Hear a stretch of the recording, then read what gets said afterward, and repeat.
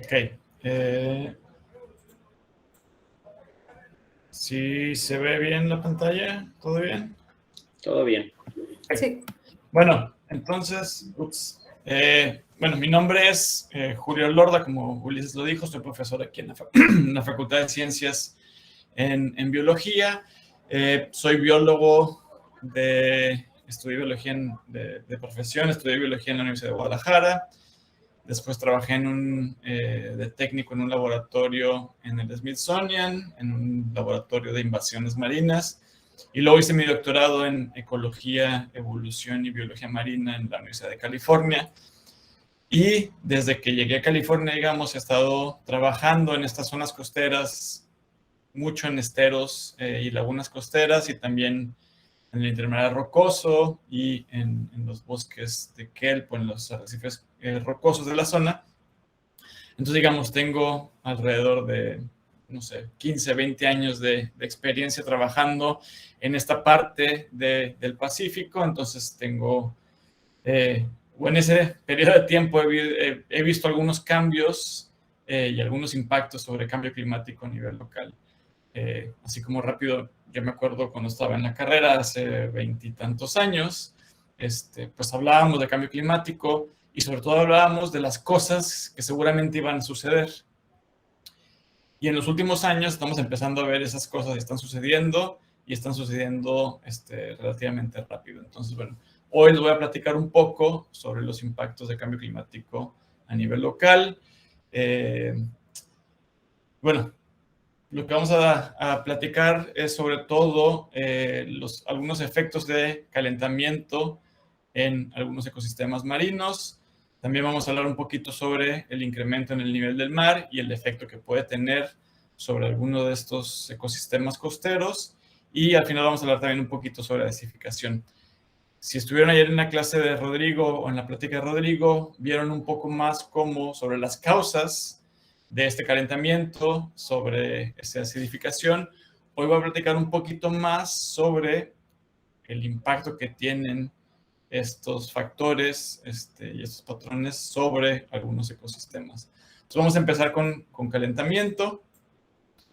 Todo el mundo sabemos que debido a la cantidad de CO2 en la atmósfera, debido desde la revolución industrial, hemos experimentado un aumento en la temperatura ya sea atmosférica y obviamente después es también un aumento en la temperatura del océano. Estos son datos de la temperatura promedio anual en México, terrestre atmosférica, desde principios del siglo pasado hasta la actualidad. Bueno, claramente podemos ver cómo en los últimos años las temperaturas han ido en aumento. Después lo podemos hacer un poco todavía más local y recientemente salió este artículo publicado de unos profesores de la UDLA, que son también parte de la UNESCO, sobre cambio climático y cambio y patrones en las temperaturas extremas en la península de Baja California. Y lo que encontraron estos profesores o investigadores fue que, como podemos imaginar, utilizando datos de estaciones meteorológicas a través de la península, lo que se dieron cuenta fue que las temperaturas máximas han ido en aumento en los últimos 60, 70 años. Entonces, bueno, aquí tenemos en esta gráfica, tenemos en el eje horizontal, tenemos los años desde 1945 hasta el 2015, temperatura promedio, esta es la temperatura, estas son temperaturas máximas anuales, entonces la temperatura máxima que hubo récord en todas estas diferentes estaciones meteorológicas. Entonces tenemos el Rosario, Mexicali, Chapala, el Delta, el Mayor, Boquilla, Santa Rosa, etc. Y claramente podemos ver cómo hay un patrón de aumento en la temperatura máxima anual en los últimos años. Entonces, como podemos ver, obviamente hay mucha variación o hay variación, pero si hacemos una regresión en estos datos, podemos ver cómo hay una tendencia y un patrón hacia un aumento en las temperaturas máximas. Esto es en Baja California. Acá abajo tenemos a Baja California Sur, entonces tenemos Cabo San Lucas, La Paz, Loreto. Y otra vez, las temperaturas máximas anuales han ido en aumento en las últimas décadas. Este aumento en la temperatura en las últimas décadas es significativo. Entonces tenemos que las temperaturas máximas en la península de Baja California han ido en aumento en los últimos años.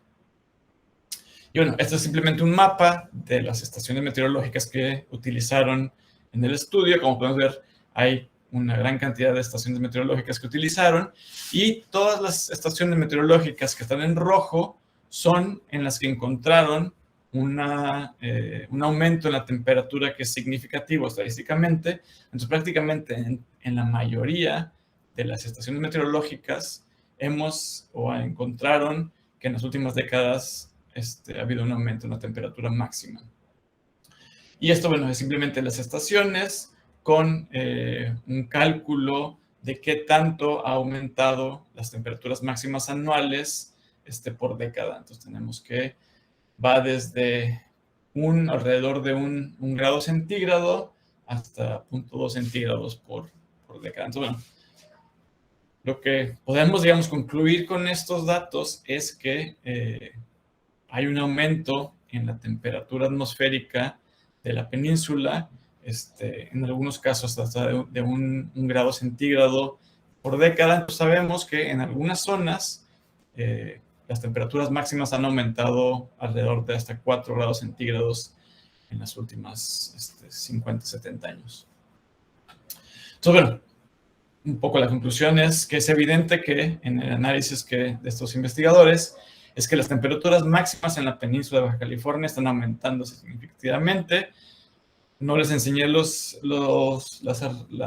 gráficas, pero las temperaturas mínimas también están aumentando a diferentes tasas y no son significativas en Baja Sur, pero también están aumentando. Entonces tenemos que, claramente, con datos locales de estaciones meteorológicas locales, sabemos que la temperatura ambiental está en aumento en la península de Baja California. Pero ¿qué es lo que está pasando con el mar? Bueno, también sabemos que a nivel global las temperaturas en el mar han estado en aumento en los últimos años. Entonces, bueno, aquí tenemos datos de la NOAA, de las temperaturas del mar superficiales, desde 1880 hasta la fecha. Y como podemos ver, en las últimas décadas ha habido un aumento en la temperatura promedio. Entonces, aquí lo que tenemos es las anomalías de temperatura, es decir, si estuviéramos en cero, eso significa que la temperatura no ha cambiado, no es diferente del promedio histórico. Si se encuentra arriba del cero, eso significa que ha aumentado o que la temperatura en ese año fue ciertos grados centígrados más alta que el promedio histórico. Entonces, bueno, otra vez, claramente el mar también se está calentando. Esto es claro cuando tomamos estos promedios globales de todo el océano. Y bueno, esperaríamos que también en la península de Baja California, en los últimos años hemos tenido aguas relativamente más calientes que los promedios históricos. También sabemos, y si estuvieron ayer en la reunión con Rodrigo les habló también sobre las olas de calor marinas. Entonces, estas olas de calor marinas son simplemente cuando tenemos temperaturas superficiales del mar más calientes que el 90 percentil histórico, es decir, son 90% más calientes que el promedio histórico por más de 5 días. Y también sabemos, por este estudio de Oliver y colegas, que a nivel global estas olas de calor están aumentando en frecuencia, en intensidad y en duración. Entonces aquí termina otra vez tenemos en el eje horizontal, tenemos años, tenemos en esta gráfica superior izquierda, tenemos el conteo de... ¿sí pueden ver mi cursor? No, Julio. Ok, bueno, ni modo.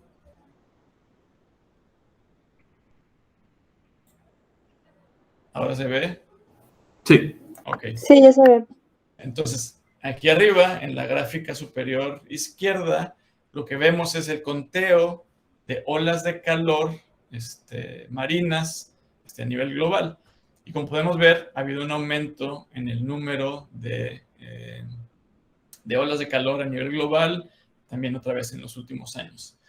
También sabemos que la duración de estas olas de calor está en aumento o ha ido en aumento en los últimos años. Entonces tenemos el número de días que duran estas olas de calor. Y bueno, también podemos ver que la duración de estas olas de calor en los últimos años ha ido en aumento. Y también sabemos que la intensidad de estas olas de calor en los últimos años ha ido en aumento. Entonces aquí tenemos los grados centígrados que tienen arriba de una denominación de ola de calor. Entonces, como podemos ver, las olas de calor más recientes también han sido más intensas que históricamente. ¿Y qué significa esto? Bueno, obviamente, el que tengamos estas olas de calor, esta agua súper caliente en las costas, pues va a tener, o se pueden imaginar que va a tener un efecto en algunos organismos. Aquí tenemos simplemente otra vez el número de días de olas de calor en los últimos años, del 2014 al 2015, del 2015 al 2016, del 2016 al 17, 17 y 18. Y simplemente estos colores lo que dice es, en ese año, cuántos días denominados como olas de calor hubo. Como se pueden dar cuenta, en el 2014, 2015 o de 2014 al 2016, la mayor parte del tiempo, la mayor parte de los días, fueron denominados como olas de calor. O sea, eso significa que la temperatura del mar estuvo realmente muy caliente, arriba del 90 percentil, como hemos dicho. Entonces, bueno, ¿cuál es el efecto de estas olas de calor marinas en los organismos? Bueno, pues recientemente, en los últimos años, ha habido una gran cantidad de estudios en los cuales hemos visto cuáles han sido el efecto o algunos de los efectos ecológicos de estas olas de calor. Entonces, bueno, aquí tenemos un artículo de Cavole y de gente del Scripps.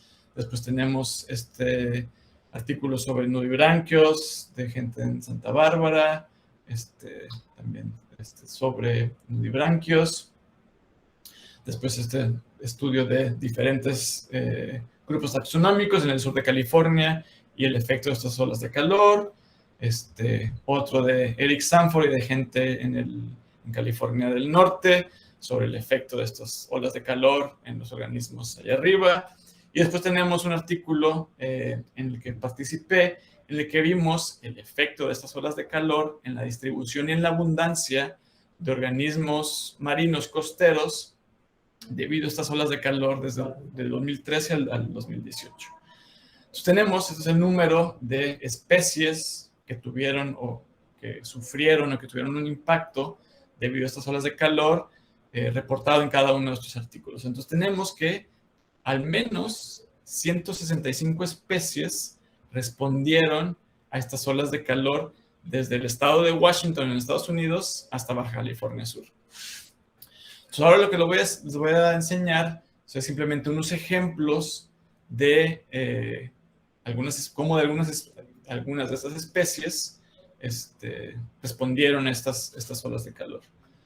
Entonces, bueno, este es el artículo en el que participé, donde vimos que registramos 7 expansiones de rango, es decir, especies movieron su rango más al norte, hacia el norte, 2 extensiones, que es muy similar. Hubo 10 reapariciones, tuvimos especies que antes no encontrábamos, que solamente habíamos encontrado hace 20 años en otra ola de calor y que luego desaparecieron y las volvimos a encontrar. 7 aumento en las abundancias de estas especies más o menos tropicales o de afinidades tropicales. Encontramos especies en nuevos hábitats y una contracción de especie en la distribución de una especie más al sur. Entonces, bueno, una de estas especies es este erizo negro o Arbacea stellata. Este erizo negro es un erizo muy común en el Golfo de California. Su distribución va hasta Perú. Entonces, digamos que la distribución de este erizo es tropical, es una especie abundante en los trópicos. Y es una especie que incrementó su expansión de rango 362 kilómetros. Entonces, hace unos cuantos años, su extensión de rango más al norte era el sur de California, porque también hace 20 años se habían encontrado un erizo, porque había habido un niño, entonces había habido una onda de calor grande y se encontraron un erizo en el sur de California.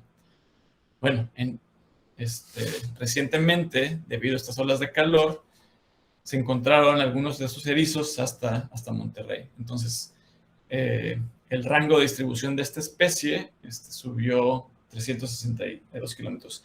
¿Y qué significa o qué fue o cómo hemos encontrado a este erizo aquí en la zona? Prácticamente tenemos este programa de monitoreo llamado MESCAL, que se llama Manejo de Ecosistemas por las Californias, donde tenemos estos sitios a los que vamos y buceamos y buscamos, contamos y medimos especies de invertebrados y de peces y de algas, etc. Entonces, bueno, como parte de este monitoreo, vamos y buceamos en todos estos diferentes sitios, y lo que nos dimos cuenta alrededor del 2016 fue que esta especie de erizo está distribuida y es relativamente bastante abundante aquí en la zona, a pesar de que antes nunca o no había estado reportado aquí en la zona, y entonces, bueno, fue como un descubrimiento un poco extraño empezar a ver estos erizos tropicales en la zona.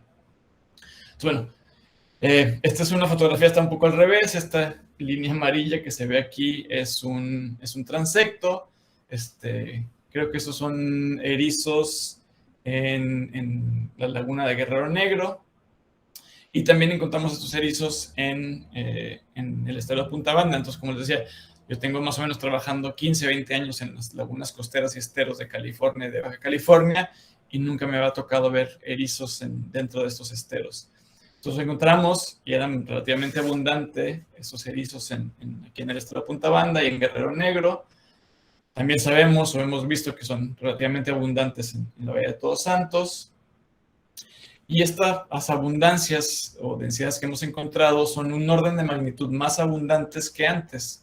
Entonces, digamos, de toda Baja California Norte y de toda California, antes de estas últimas olas de calor, había solamente un registro en Newport Bay y decía que había, no sé, 0.001 erizos por metro cuadrado.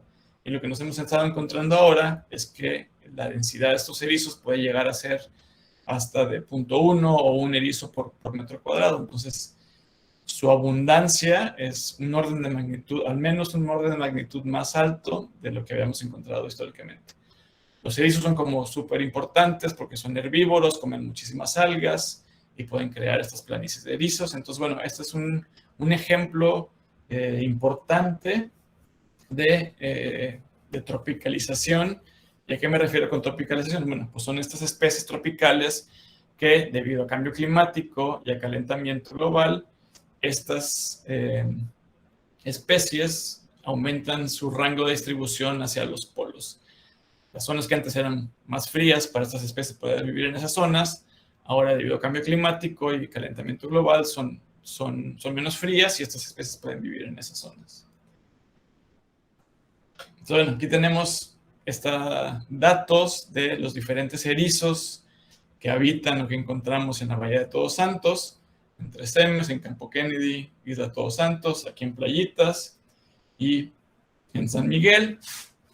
Y como pueden ver, Arbacia stellata, que es este erizo negro tropical, es relativamente bastante abundante en varios de estos arrecifes.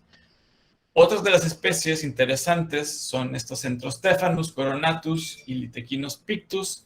Son estos otros erizos que también son tropicales, que también estamos empezando a ver y están empezando a ser abundantes. Entonces, de estas 5 especies de erizos que tenemos en la zona, 3 de ellos son de afinidad tropical y están en aumento o están empezando a aumentar su distribución y sus abundancias. Entonces, bueno, a lo mejor estamos empezando a ver esta tropicalización de, en este caso, los erizos aquí en la zona.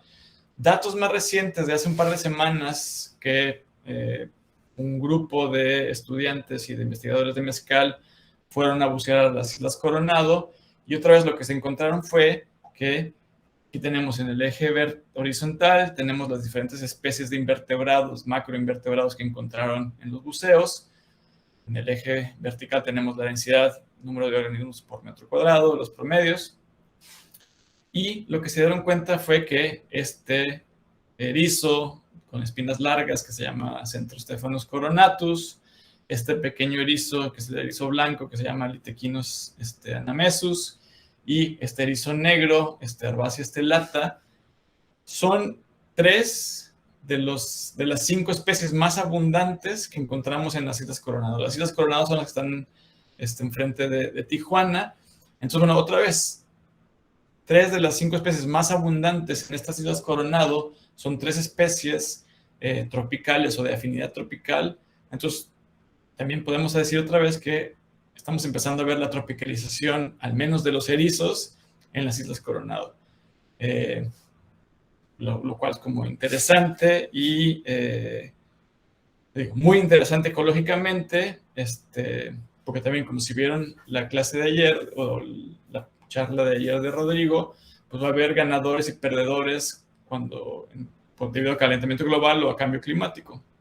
Entonces, claramente estamos empezando a ver que algunos de los ganadores van a ser estas especies tropicales que van a aumentar su distribución de rango y sus abundancias en estas zonas que antes no eran o que eran menos tropicales y que se están empezando a tropicalizar. Okay.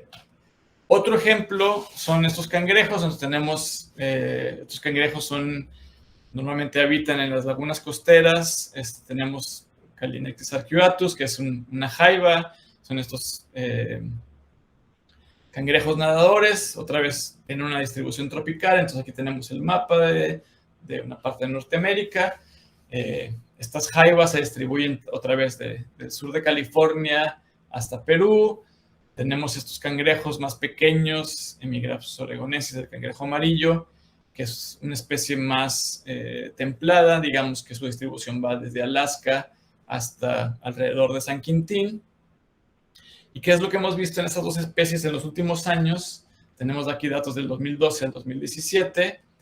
Todavía no he metido y analizado los datos más recientes, pero este patrón sigue o ha seguido. Lo que tenemos es que en los últimos años hemos encontrado una mayor cantidad de esta especie tropical de jaiba o de cangrejo nadador en las lagunas costeras de alrededor de aquí de Ensenada y de San Diego.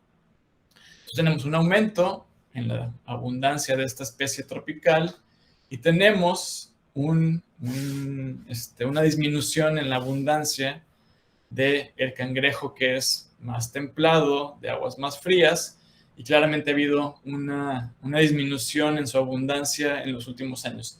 Otra vez, no he analizado los datos, pero hablando con la gente que colecta los datos, digamos, este patrón de que hay menos cangrejos de esta especie en los últimos 2 o 3 años, está confirmado.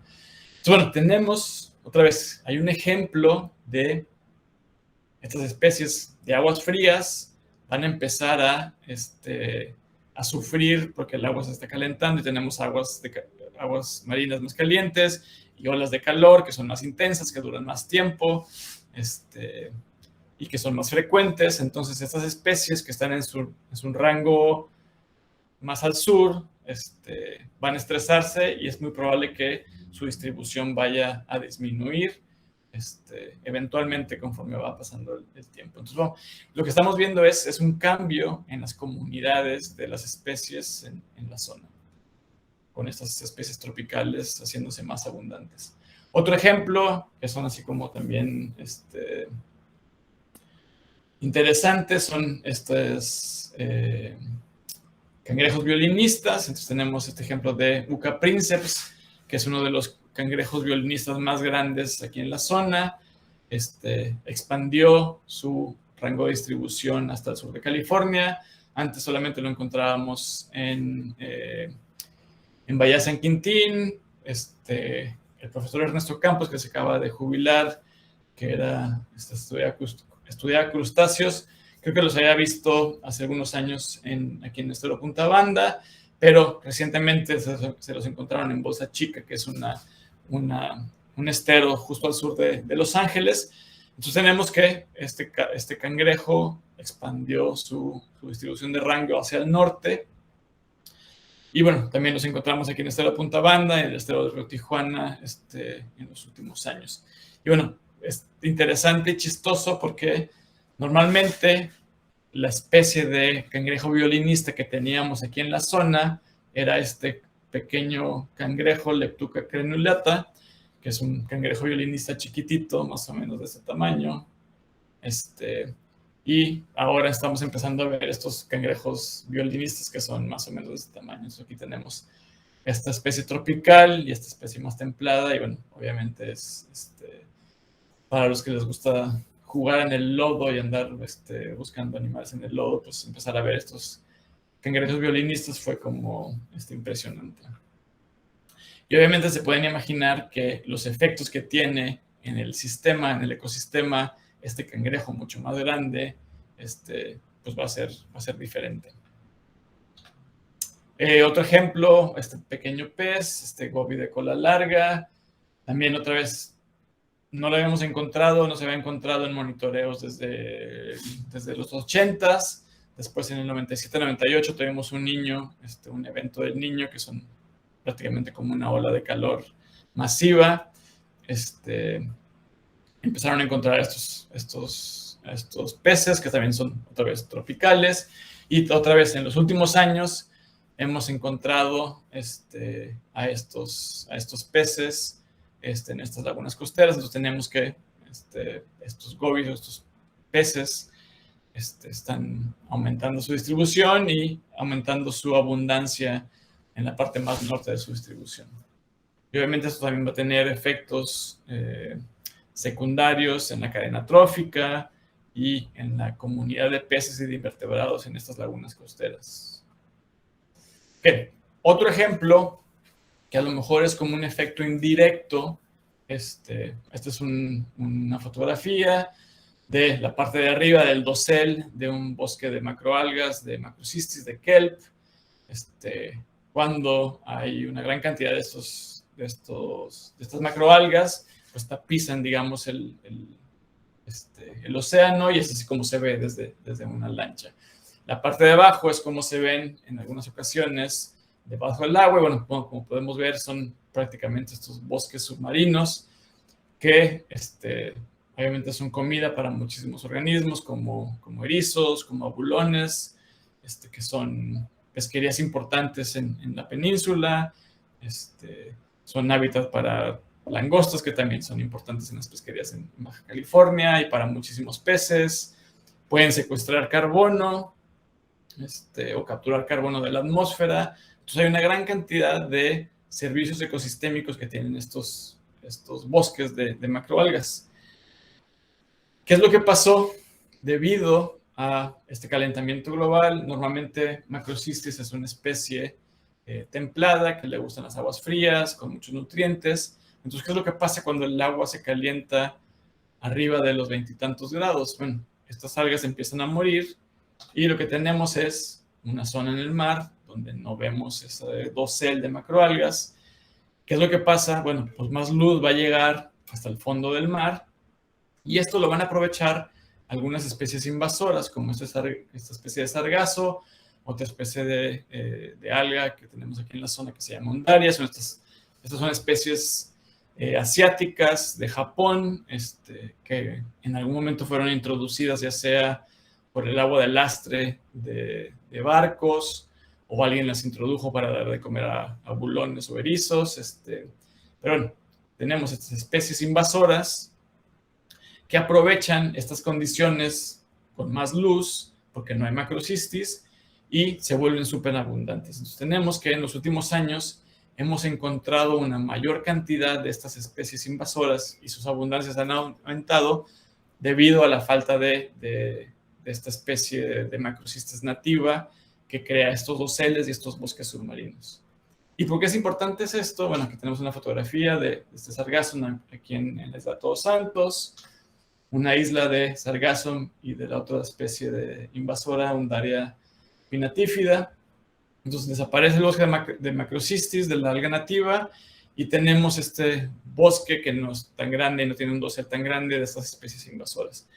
¿Y por qué nos importaría que haya algas, aunque sean invasoras en el sistema?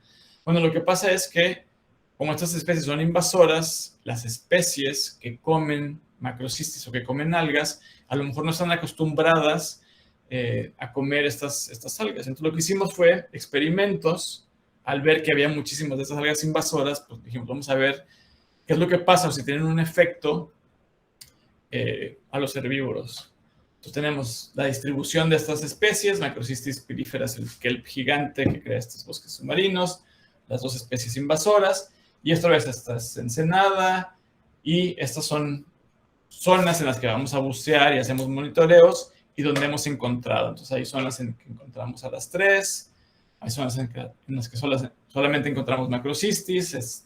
Entonces, bueno, claramente estas especies invasoras han aprovechado la falta de Macrocystis para distribuirse y, digamos, crecer en abundancia en muchas zonas. Entonces, lo que hicimos fue ver, bueno, vamos a hacer experimentos y ver qué es lo que pasa con estos invertebrados como abulones y como erizos y darles de comer las 3 diferentes algas, es decir, un experimento de dietas. A uno les dimos Macrocystis, y a unos les dimos Undaria, y a otros les dimos Sargassum. ¿Y qué es lo que pasó? Como les decía, el erizo es una de las pesquerías importantes en Baja California. Lo que se come del erizo son las gónadas. Entonces cuando abrimos estos erizos tenemos 5 gónadas que después las extraemos y se come, se llama uni en el mercado japonés. Pero bueno, si van a la Guerrerense o a algunos changarros de mariscos en Ensenada, pueden pedir erizo. Y entonces, ¿qué fue lo que pasó? Entonces tenemos aquí el diámetro, es decir, qué tan grandes son los erizos, y este es un índice del tamaño de la gónada. Entonces sabemos que la gónada es lo que se come. Entonces queríamos ver cuál era el efecto de darle de comer estas diferentes dietas a los erizos, porque lo que nos importa a los pescadores es vender estos erizos, porque luego le sacan las gónadas y las empaquetan y las venden en Japón. Y lo que nos dimos cuenta fue que a los erizos que les dimos de comer Sargassum, este es el diámetro del erizo, como decía, y este es el índice de la gónada, a los erizos que les dimos de comer Sargassum, comieron menos y tenían gónadas mucho más flacas, como aquí podemos ver que prácticamente no se ven las gónadas, comparada con a los erizos que les dimos de comer Macrocystis y Undaria. Entonces, digo, al menos sabemos que una de estas especies invasoras no es, o es buena, digamos, para los erizos, o los erizos la pueden consumir bastante bien y no tiene un efecto en la gónada, pero al menos una de estas especies, Sargassum, que a lo mejor es la más común y más abundante, sí tiene un efecto en la gónada de los erizos. Y en un experimento muy similar que hicimos con abulones, que también es una de las pesquerías más importantes en Baja California, tuvimos resultados muy similares con el crecimiento de estos abulones. Entonces, a los abulones que les dimos de comer Sargassum crecieron menos que a los abulones que les dimos de comer Macrocystis Undaria. Entonces, bueno, de alguna forma esa es como una consecuencia indirecta de estas olas de calor, debido a que hubo un aumento, puede haber un aumento en estas algas invasoras, y sabemos que al menos una de estas algas invasoras no es buen alimento para alguna de estas especies, o algunas de estas especies de importancia comercial y también de importancia ecológica. Entonces, pues son digamos, patrones e impactos que tenemos que seguir estudiando y seguir monitoreando para ver si va a haber realmente un efecto o puede haber un efecto en las pesquerías. Y si hay un efecto en las pesquerías, bueno, pues eventualmente también va a tener un efecto o puede tener un efecto en las comunidades de pescadores en la baja. Ok. Esos son algunos ejemplos de los efectos de calentamiento sobre algunas especies y algunos ecosistemas o comunidades costeras aquí en la zona. También sabemos que debido al calentamiento oceánico hay un deshielo y también atmosférica, hay un deshielo, sobre todo de estos glaciares que se encuentran en Groenlandia y en la Antártica, este hielo que está terrestre, digamos, y glaciar, que a la hora de ver deshielo va a aumentar o está aumentando el nivel del mar. También sabemos que el incremento del nivel del mar no es nuevo y sabemos que el nivel del mar ha aumentado en los últimos 20,000 años debido a que hace 20,000 años o alrededor de 20,000 años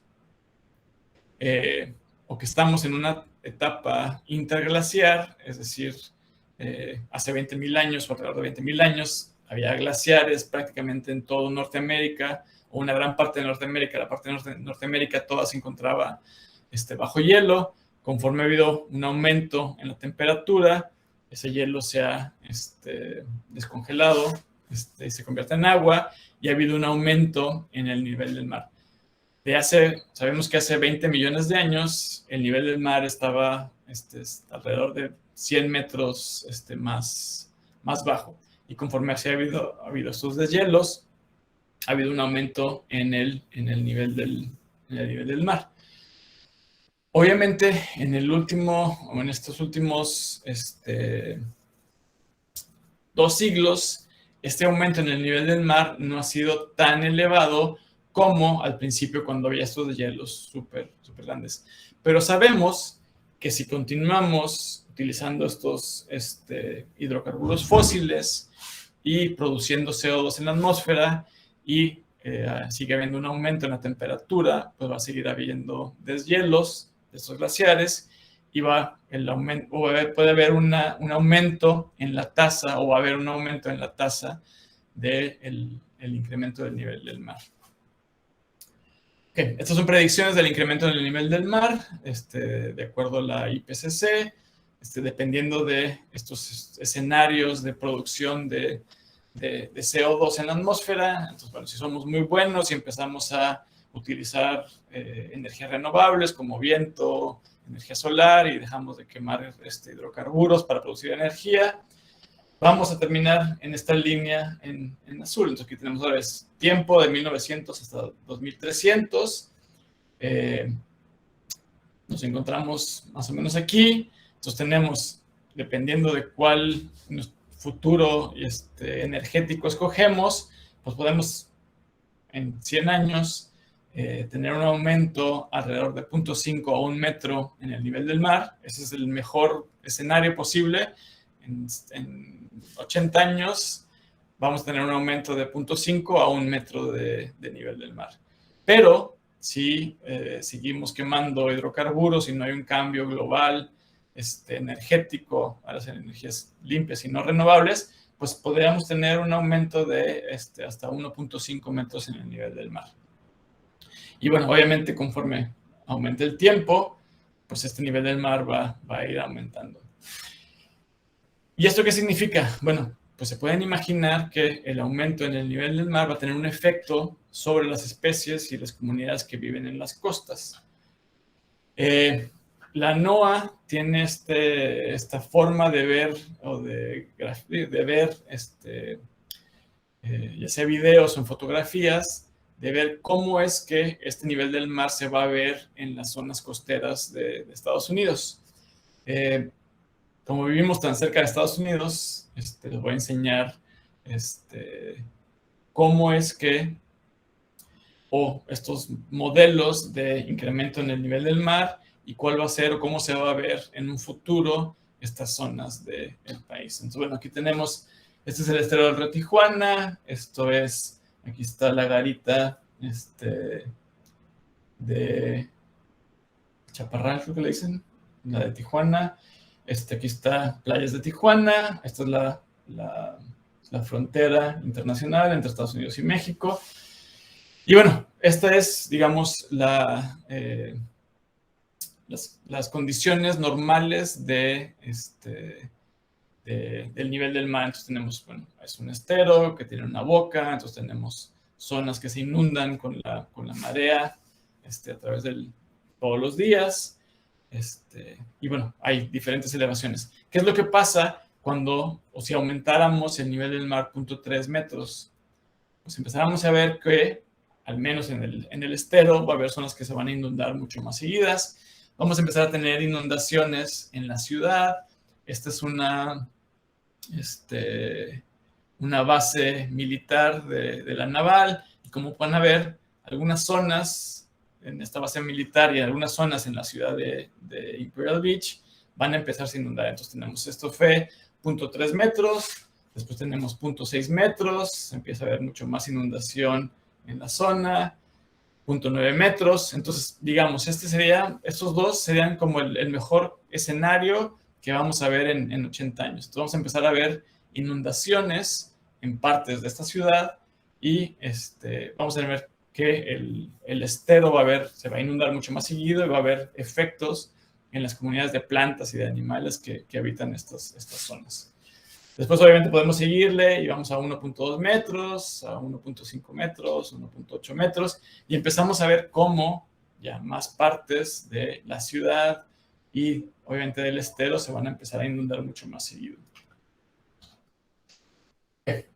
Esto es un caso justo aquí a 100 kilómetros al lado de la frontera, pero también recientemente, en el 2018 creo, hay un artículo sobre un estudio de inundación aquí en Ensenada, que no está tomando en cuenta el cambio climático, simplemente por condiciones atmosféricas y de tormentas, cuál puede ser el efecto de inundación en la zona. Entonces aquí tenemos justo al norte del estero de Punta Banda, tenemos Corona Beach, Nueva España Beach y Mona Lisa Beach. Tenemos aquí simplemente la elevación en la que están estas tres diferentes zonas. Y como podemos ver, esto es simplemente inundación en un tiempo de retorno de 2 años o de 50 años. Es decir, cada 50 años va a haber una tormenta y va a haber viento soplando del noroeste. Eso va a empujar que haya más olas y que haya más, el nivel del mar aumente. Y como podemos ver, bueno, pues hay casas que se encuentran ahí como justo al norte del estero de Punta Banda que se van a inundar en un evento de cada 2 años, y obviamente se van a inundar todavía más y más casas en estos eventos de 50 años. Bueno, como pueden ver, claramente va a haber un efecto de cambio climático y del aumento en el nivel del mar. Este es el mismo artículo. Tenemos Punta Banda con las condiciones normales y otra vez tenemos las condiciones de inundación cada 2 años debido a estas tormentas, y después tenemos las condiciones de inundación en estos eventos que suceden, digamos, cada 50 años. Bueno, otra vez, como pueden ver, hay una gran cantidad del estero y de algunas zonas en las que ya están construyendo casas. Acabo de ir al estero esta semana pasada y cada vez que voy hay más gente construyendo más cerca de la vegetación y de los canales intermareales. Entonces, bueno, es muy probable que en unos cuantos años muchas de estas casas y de estas zonas van a empezar a inundarse de una forma mucho más seguido. Obviamente, desgraciadamente, el efecto que tiene esta inundación y la gente que está construyendo en esas zonas de riesgo, pues es gente que tiene menos o económicamente están desfavorecidas. Entonces, bueno, otra vez sabemos que el efecto de cambio climático va a tener un efecto mayor en comunidades de riesgo y en comunidades más pobres, digamos. Y lo interesante de este artículo fue que, en realidad, este artículo y los resultados que encontraron en este artículo están basados en registros históricos y no toman en cuenta los efectos de cambio climático. Entonces, las gráficas y los resultados que tienen ni siquiera están tomando en cuenta el incremento en el nivel del mar. Entonces, podemos ver los resultados de este artículo y luego además sumarle el efecto de cambio climático, de incremento del nivel del mar debido al cambio climático, pues obviamente va a ser mucho más severo esa inundación en muchas de estas zonas. Hay algunas zonas, al menos aquí en Ensenada, o en Tijuana también, por ejemplo, que a lo mejor el efecto no va a ser tan grande porque vivimos o estamos en estas zonas en las que hay la elevación es de alrededor de 6 metros, entonces a lo mejor no vamos a ver tantos efectos, pero en algunas zonas en las que no tenemos estas zonas más elevadas, pues obviamente va a haber un efecto. Ok. Y bueno, obviamente la infraestructura en algunas zonas, inclusive aquí justo al norte de la UABC, tenemos una carretera, la carretera que conecta a toda la ciudad, se encuentra justo pegado a este precipicio, a esta zona costera, y que esta zona costera pues obviamente ha estado siendo erosionada y obviamente tenemos que esperar que con el incremento del nivel del mar va a haber todavía mucho más erosión. Entonces, bueno, son la poca planeación que hay en muchas zonas en el país. Pues vamos a estar teniendo que resolver estos problemas debido a que no hay una planeación a largo plazo sobre estos problemas. Ok, para terminar, vamos a ver un poco sobre acidificación. La acidificación es un poco más complicada porque es más difícil poder ver cuáles son los efectos que tiene esta acidificación en las comunidades, y además sabemos que este problema todavía va a incrementarse.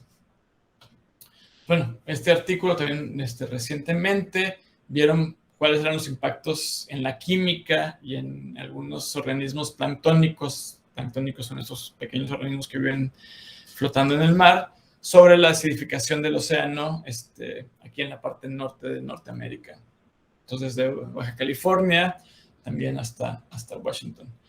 Y alguna de las conclusiones que tienen es que, o se dieron cuenta, es que desde el periodo preindustrial, la disolución de conchas de estos terópodos, que son estos pequeños caracoles que viven en el plancton, que están flotando, que tienen obviamente conchas relativamente delgadas y no muy pesadas, estas conchas planctónicas de estos caracolitos, la disolución, digamos, de estas conchas ha aumentado entre el 19 y 26% a todo lo largo de la corriente de California. Entonces, estamos empezando a ver efectos de esta acidificación del océano sobre algunos de estos organismos, y sobre todo los organismos que producen conchas de carbonato de calcio, porque es mucho más difícil mineralizar el carbonato de calcio en el océano cuando el pH del océano es un poco más bajo. Entonces aquí tenemos simplemente una demostración de lo que ocurre con estas pequeñas conchas después de 45 días, cuando ponemos estas conchas en el pH que está proyectado para el 2100. Obviamente, no solamente estos pequeños caracoles van a tener un efecto sobre la acidificación. La gran mayoría de los moluscos o de organismos que crean conchas de carbonato de calcio, o como los arrecifes de coral, etcétera, pues van a tener un efecto en las conchas. Y obviamente, si tiene un efecto en las conchas y en las conchas de las larvas, pues va a ser mucho más complicado que estas pequeñas larvas puedan asentarse y puedan crecer. Entonces, estamos esperando ver efectos más fuertes en estos organismos en los próximos años. Y bueno, entonces las consecuencias de la acidificación va a haber una disminución en la habilidad para crear conchas. Entonces los organismos que crean conchas van a tener un problema o más problemas. Algunas especies, como también las especies de algunas especies invasoras, como el sargassum, tienen un aumento de crecimiento poblacional o crecimiento individual debido a que hay más CO2 disuelto en el océano. Entonces, algunas especies, como algunas especies fotosintéticas, pues a lo mejor no les va a ir tan mal, pero en muchas ocasiones a lo mejor estas especies van a ser especies o pueden ser especies invasoras que, como vimos, pueden tener efectos secundarios no deseados sobre otras especies que nos interesan. Y también sabemos que hay aguas que tienen un pH un poco más bajo, pueden tener efectos en el comportamiento de algunos peces, por ejemplo. O sea, algunos peces tienen comportamientos extraños, digamos, o no comunes, cuando el pH es un poco más abajo. Y, digamos, para terminar ahora sí, pues obviamente es como les había dicho al principio de la plática. Yo hace 20 años, cuando estaba en la carrera, hablábamos de cambio climático, decíamos o predecíamos, o los investigadores predecían qué era lo que iba a pasar en 20 años, y ahorita estamos viendo esas consecuencias, están sucediendo relativamente rápido. Pues obviamente los cambios que va a haber y las predicciones que va a haber en 20 años, o en 20 o en 50 años, muchas de ellas no son muy buenas, y estamos como en esa trayectoria de que va a haber todavía y va a haber un incremento en los efectos de cambio climático, no solamente en el océano y en las zonas costeras, pero también en las zonas terrestres y en la atmósfera. Y obviamente, bueno, como pueden ver aquí, los niveles de CO2 en la atmósfera no habían sido tan elevados en los últimos 800,000 años. Aquí tenemos tiempo en miles de años, entonces aquí tenemos hace 400,000 años hasta la fecha. Tenemos la concentración de CO2 en la atmósfera, el promedio global de temperatura y el nivel del mar en los últimos 400,000 años. Y como podemos ver, el nivel o la concentración de CO2 en la atmósfera no había sido tan elevado como el que se encuentra ahorita en los últimos 800,000 años. Obviamente ese CO2 y la concentración de CO2 va a seguir en aumento. Como podemos ver claramente, hay una correlación entre la concentración de CO2 y la temperatura, y claramente hay una correlación entre la temperatura y el nivel del mar.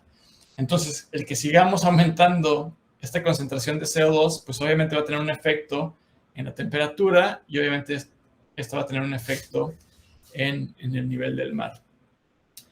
Entonces, digamos, estamos empezando a ver y a observar los efectos de cambio climático, y solamente podemos esperar que muchos de esos efectos vayan a seguir aumentando, y bueno, y ojalá que a nivel mundial y a nivel nacional y a nivel local y a nivel personal, pues tomemos las medidas para que podamos disminuir y mitigar estos efectos que ya estamos viendo y que vamos a seguir viendo en un futuro. Entonces, con este halagador y futuro, digamos, noticias o no tan buenas, pues igual termino, y si alguien tiene alguna pregunta o duda, pues yo tengo tiempo para contestar. Y bueno, o si no quieren preguntar ahorita o se les ocurre algo, me pueden escribir por correo, con gusto platicamos y contestamos sus preguntas o dudas. Muchas gracias, Julio. A ver, vamos a ver. Sí, yo creo que seguramente va a haber dudas. No sé si alguien quiera iniciar. A ver, Tamara levantó la mano. Después Eugenio. Tamara. Hola, profe. Buen día. Muchas gracias por la presentación. Me gustó mucho la información que nos compartió. Mi duda va dirigida un poco a... Es que tengo la duda de qué tanto influye el cambio de la temperatura del agua, o sea, la expansión térmica del agua con el incremento del nivel del mar. O sea, en las gráficas que les enseñé están tomando muchos factores, como es la expansión térmica, como es la cantidad de agua dulce que sale de los deshielos. Entonces, en realidad, cuando vemos esas predicciones y esos datos de aumento del nivel del mar, están tomando en cuenta todos esos diferentes factores, como expansión térmica, como deshielo, etcétera. Bueno, obviamente, inclusive nos podríamos quedar sin glaciares o sin glaciares terrestres, y si la temperatura sigue aumentando, pues va a seguir habiendo un aumento en el nivel del mar. Obviamente va a ser mucho menor porque la gran parte o la gran mayoría del aumento del nivel del mar en los últimos años pues ha sido debido a estos deshielos, pues, ¿no? Esta agua que está capturada en estos glaciares. Ok, muchas gracias, profe. Muy buena presentación. Gracias. Eugenio. Gracias. Pues muchas gracias por su presentación. Fue muy grato volverlo a escuchar. Quedó muy claro. Estoy viendo que la mayor parte de los impactos los impactos que tiene son muchos de biodiversidad y servicios ecosistémicos. Creo que me acuerdo en la presentación anterior de Rodrigo, habló sobre las corrientes marinas. Entonces, ¿qué otros impactos, o sea, también en biodiversidad y servicios ecosistémicos, podrían existir con este cambio de corrientes causadas por el calentamiento global? O sea, hay una hipótesis y una posibilidad de que debido a hay tanto deshielo en, por ejemplo, Groenlandia, que la parte norte del Atlántico se va a enfriar porque estamos teniendo estos deshielos, entonces agua muy fría que sale de los deshielos y que va, o que puede, o podría,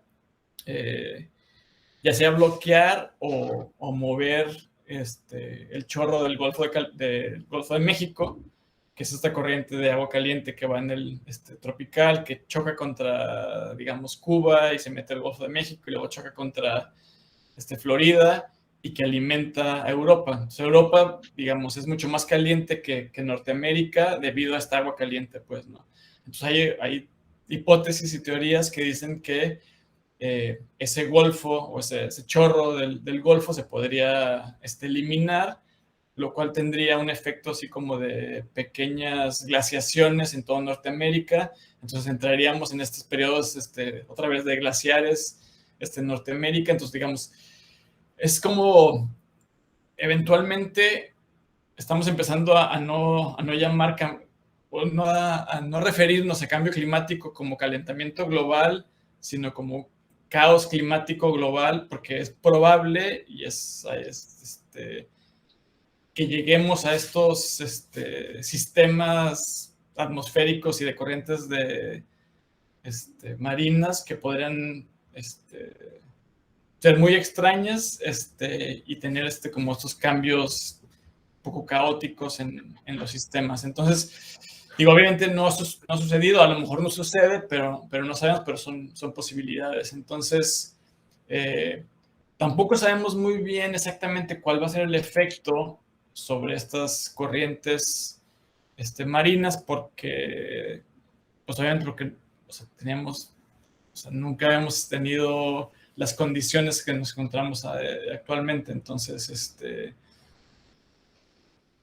digamos, es como meteorología, pues, ¿no? Aprendemos de los modelos conforme van avanzando el tiempo y conforme tenemos más datos, podemos refinar estos modelos, pero no dejan de ser modelos y sabemos que todos los modelos están mal, aunque algunos modelos son útiles, pero en realidad, o sea, ningún modelo es una representación de la realidad o del futuro que no sabemos. Entonces,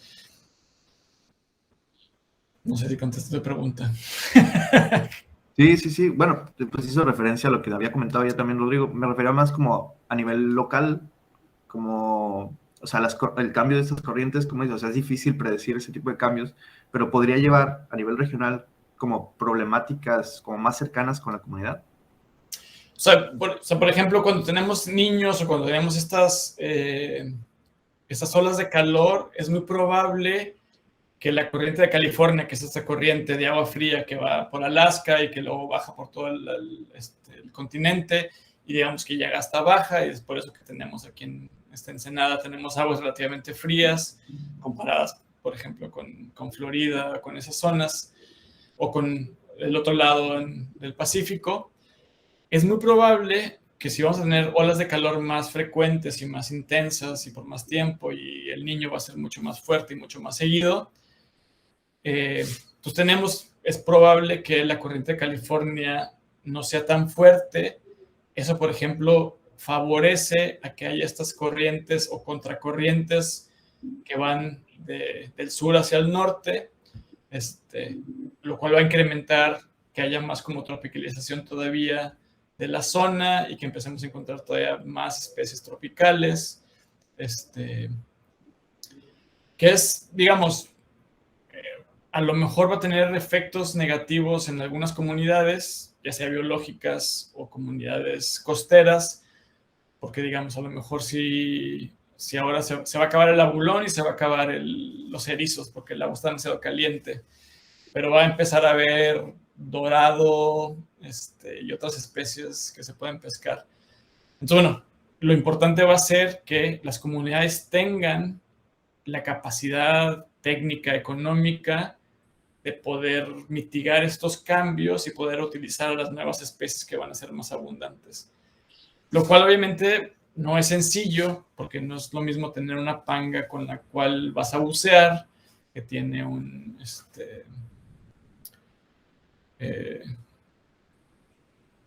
para producir aire, pues, o una panga en la cual vas a pescar con anzuelo, o que vas a pescar con red. Entonces, es muy probable que estos cambios en la abundancia y distribución de especies va a tener un efecto en las comunidades locales, sobre todo de pescadores, y que es probable que les vaya a tomar un tiempo poderse adaptar a las nuevas condiciones. Entonces, sí, o sea, y es complicado porque, bueno, no solamente estamos hablando de biología o de ecología, estamos hablando de comunidades, estamos hablando de problemas sociales, de problemas económicos, de sistemas socioecológicos, que ahora les llamamos, que tienen que tomar en cuenta, digamos, a la sociedad y a las comunidades y al medio ambiente. Gracias. Muy bien. Marvi, ¿tú habías levantado la mano? Sí, hola, pues también muchas gracias por la conversación, estuvo interesante. Y mi pregunta es más que nada un tanto personal, porque siempre que escucho a algún docente hablar sobre todo esto y que está tan involucrado con el tema, siempre me quedo pensando en cómo es que lidia usted con toda esta información.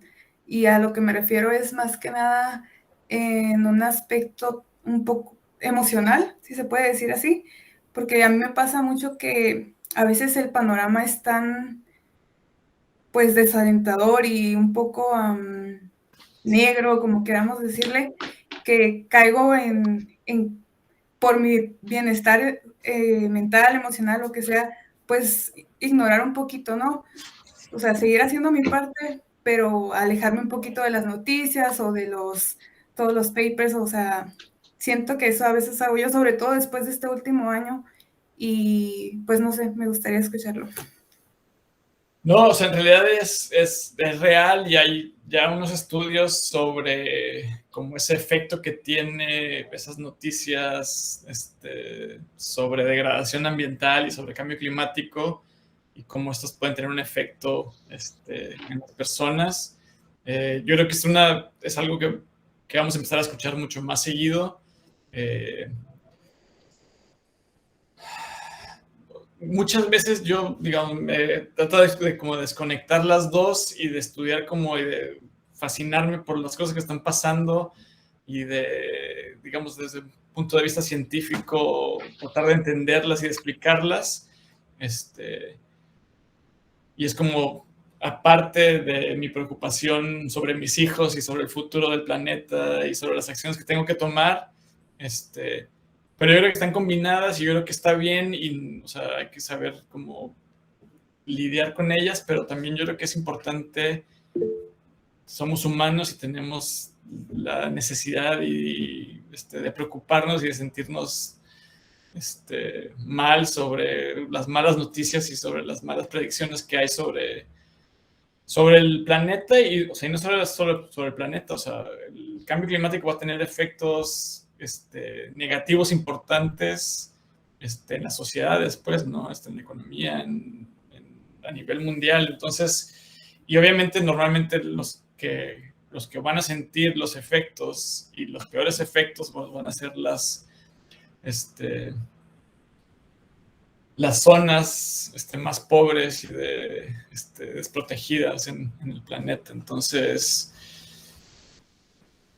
pues sí, o sea, yo creo que es complicado y no tengo una respuesta perfecta, pero yo creo que, por ejemplo, lo que están haciendo, el tratar de involucrarse en proyectos de educación para crear conciencia y pues es como súper importante, y es ese granito de arena o más de un granito de arena que están haciendo. Yo creo que es, o sea, enfocar esa energía en tratar de hacer acciones que nos vayan a ayudar, pues es una muy buena forma de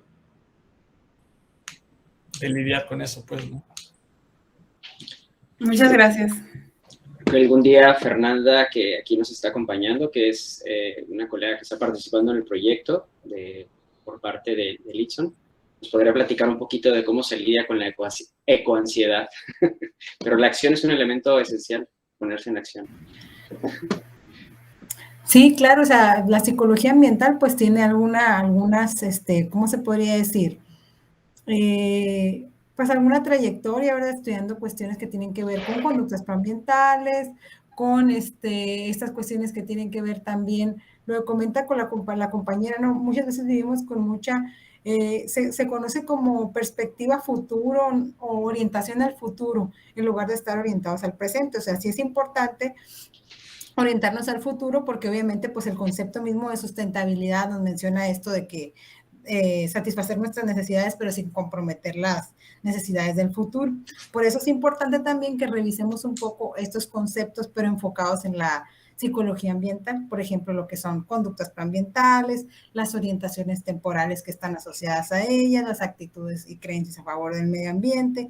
Ahora hay toda una línea de investigación enfocada en psicología positiva para la sustentabilidad, que es la que manejan unos colegas de la Universidad de Sonora, que nos dicen, muchas veces nos enfocamos, o es muy tentador enfocarnos en la promoción del medio ambiente, del cuidado del medio ambiente, por los efectos adversos que tiene. Hay también, así como hay una serie de investigaciones que dicen que esto puede ser útil, también hay otra serie de investigaciones que indican que regañar a la gente y estar así como siempre de manera alarmante diciéndoles las cosas no tiene tan buenos resultados. Entonces hay otra línea de investigación, digamos, que se enfoca en que uno vea todas las repercusiones psicológicas positivas que tiene el ayudar al medio ambiente. Por ejemplo, la gente que ayuda al medio ambiente, que ayuda a los demás, es más feliz, ¿sí?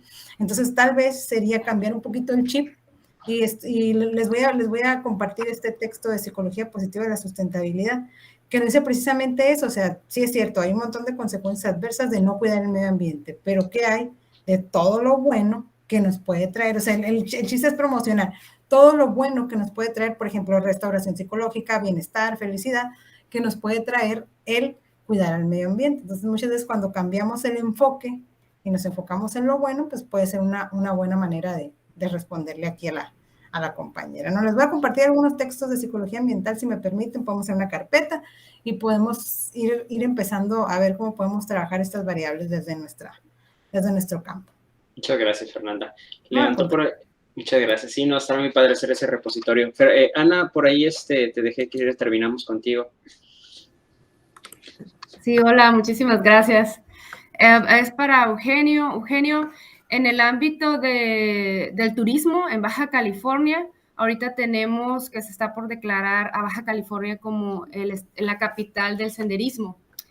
¿Qué pasa si tenemos, aunque no se relaciona directamente con el medio acuático, es más terrestre, sí va a haber un cambio, si cambia el clima, pues, y aumentan la temperatura, terrestre, va a haber áreas donde no va a haber acceso porque representaría un peligro para los visitantes, usuarios o turistas. Sin embargo, en el aspecto acuático, pues estamos rodeados Baja California de costas, de mar, y la gente viene a surfear, a bucear, a usar nuestras playas, y de alguna manera eso puede favorecer a que durante más tiempo en el año la gente pueda disfrutar de la playa. Aquí un día cálido en playas de Tijuana, si el agua está caliente como fue en el 2015, y a mí me tocó estar prácticamente todo el verano en el agua, y Erika Rosquillas, que está aquí, también le tocó estar en esa época aquí en playas de Tijuana, pues estaba bien caliente el agua y todos decíamos, ¿qué está pasando? Pues andábamos felices en trajes de baño. Sin embargo, pues no es lo más óptimo, ¿no? Por todos los impactos, todo lo que ocasiona, ¿no? Tener una temperatura pues desequilibrada, ¿no? En nuestro ecosistema. Sin embargo, pues esto del turismo lo podría ver como bien. Yo estoy en el área turística y el cambio climático es muy interesante abordarlo, sin embargo, también abordarlo desde la parte de la sustentabilidad, y justo como lo mencionaba Fernanda, por eso me fui involucrando cada vez más en la educación ambiental, porque me hacía mucho ruido estar en este medio y de alguna manera no poder transmitir a los estudiantes la información de cómo poder ser más amigables con nuestro entorno a través de una actividad económica importante para muchas comunidades y realmente lograr que nuestras acciones fueran en equilibrio con la naturaleza.